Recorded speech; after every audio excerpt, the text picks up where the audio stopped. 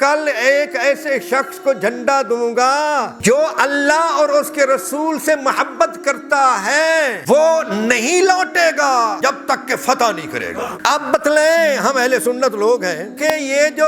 شیخین کریمین اور سارے صحابہ، تقریباً خیبر میں 1600 صحابہ تھے، اور بخاری اور مسلم میں الفاظ ہیں حدیث کے کہ وہ سارے پوری رات آنکھوں پر انہوں نے گزاری، جاگتے ہوئے جب صبح ہوئی تو ہر ایک مدعو آنا کا ہم اپنی گردنیں اٹھا اٹھا کر یوں خود کو حضور کے سامنے پیش کرتے، میں یہ بیٹھا ہوں، میں یہ بیٹھا ہوں، میں یہ بیٹھا ہوں، تاکہ اس کا نام لے لیا جائے، اس کا نام لے لیا جائے۔ حضور کو سب نظر آ رہا تھا، فرمایا علی نہیں ہے، آئے نا علی، علی کہاں ہے؟ تو بتایا گیا اور وہ تو آشوب چشم میں مبتلا ہیں، ان کی آنکھوں میں تکلیف ہے، وہ اپنے ہاتھ کی ہتھیلی کو بھی نہیں دیکھ سکتے، فرمایا اس کو لے آؤ۔ تو ایک صحابی گئے، انہیں ہاتھوں سے پکڑ کر لے آئے، وہ خود زمین پر دیکھ نہیں سکتے تھے۔ حضور نے ان کی چشمان مقدس میں لعاب دہن لگایا اور بینائی آ گئی، اور پھر فرماتے ہیں پھر کبھی میری آنکھیں پوری زندگی کبھی دکھی ہی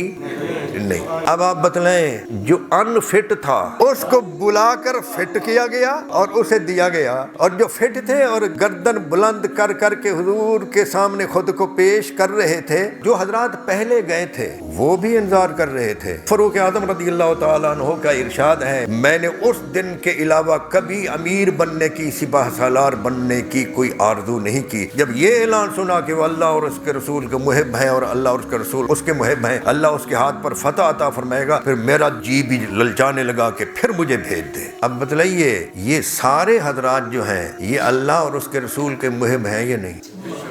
اور جو اللہ اور اس کے رسول کے محب ہوں تو اللہ بھی ان سے محبت کرتا ہے، ٹھیک ہے نا؟ تو پھر حضرت علی کی کیا تخصیص ہوئی؟ معلوم ہوا کہ حضرت علی ان سب سے زیادہ محبوب ہے۔ امام نسائی نے خصائص علی لکھی ہے نا، جس کی شرح فقیر نے کی، اس میں یہ خیبر والی، یہ پرچم والی حدیث انہوں نے نقل کی، اور دو چار حدیثوں کے بعد درمیان میں یہ پرندے والی حدیث نقل کر دی، اور اس کے بعد پھر یہ حدیث۔ اور چونکہ انہوں نے اہتمام یہ کیا تھا کہ انہوں نے حدیثیں درج کرنی ہے، تشریح نہیں کرنی، چونکہ انہوں نے تشریح کرنا نہیں تھی، اس لیے دو چار حدیثیں خیبر والی پیش کر کے درمیان میں یہ لگئی، پھر دوسری حدیثیں لگا دی، تاکہ وہ یہ بتلا سکے، حدیث کے ذریعے حدیث کی تشریح ظاہر کر سکے کہ علی کی اس محبت کا جو ذکر ہے خیبر والی حدیث میں، وہ یہ نہیں کہ یہ محب ہیں اللہ اور اس کے رسول کے، باقی مبغض ہیں، بغض رکھنے والے اللہ اور اس کے رسول سے نہیں۔ معنی یہ ہے محب وہ بھی ہیں، محبوب وہ بھی ہیں، لیکن جتنا محب علی ہے، جتنا محبوب علی ہے، اتنا اور